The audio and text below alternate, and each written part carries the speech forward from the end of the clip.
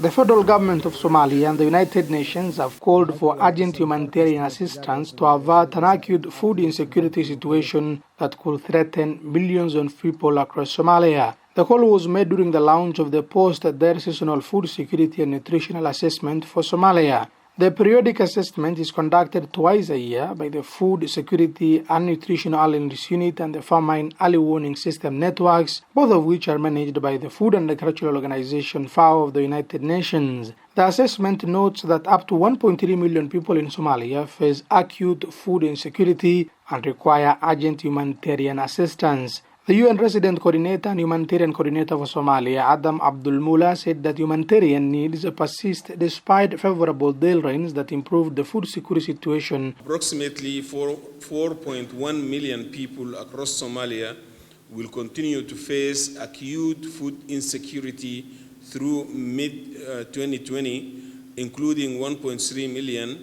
people who need urgent humanitarian assistance. Over 962,000 children face acute malnutrition, including 162,000 who could become severely malnourished through the end of the year if their needs are not addressed. He also noted that although the recent desert locust invasion in Somalia had been limited and localized, it carries a high risk of damage to crops. In the world today, about 2.6 million people remain internally displaced and highly impoverished. They need to be better protected and supported in finding durable solutions. Somalia's Deputy Minister of Agriculture and Irrigation, Hamoud Ali Hassan, attributed the country's humanitarian challenges to factors beyond seasonal weather variations. The problem in Somalia is not only because of rainfall. It is due to insecurity and lack of infrastructure, which affects the movement of people between federal member states. Insecurity is a contributing factor.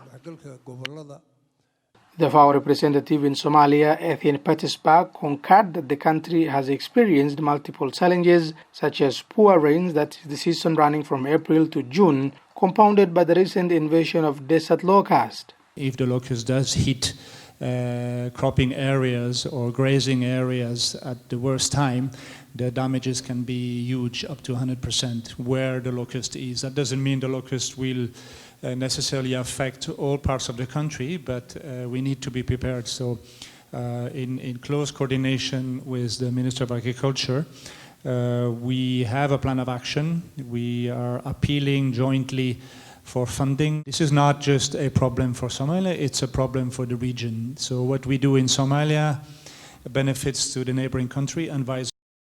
Daniel Mola, the FSNAU Chief Technical Advisor, on his hand, noted that the forecast by the Intergovernmental Authority on Development (IGAD) indicates that most parts of Somalia will register favorable rains this year. We also have to consider the prospect for the goose season rainfall that's ahead of us, in front of us, and the forecast from IGAD indicates that average to above average rainfall is expected in most parts of Somalia. The Somali government and the international partners just last month appealed for more than $1 billion for the humanitarian support to 3 million Somalis this year. The aid will include a monthly food assistance to 2.1 million people according to the Humanitarian Response Plan. The United Nations Food and Agricultural Organization says it requires an initial $3 million initial response to fighting the locust.